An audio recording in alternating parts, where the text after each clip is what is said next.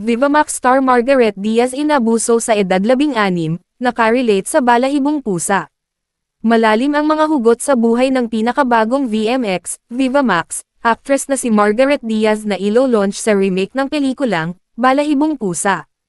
Inamin ni Margaret na sa edad na 16 na ay nakaranas siya ng pang-aabuso mula sa isang taong hindi niya pinangalanan na nagdulot ng bubog sa kanyang pagkatao.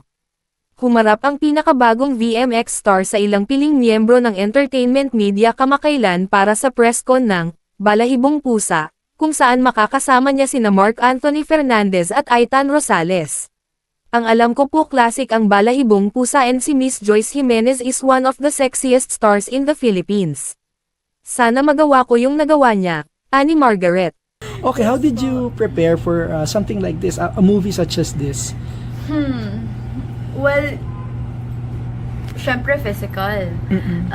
Yun po, nag-work up. Pero siguro yung mas naging challenging i-prepare is yung mental stability na kailangan ko just to like portray the character. Yung like, mindset, ano? I-execute ko po ng maayos yung character na si Sarah. Kasi yung character niya po was very, talagang madaming pinagdaanan, madaming nilalaman yung, personality niya.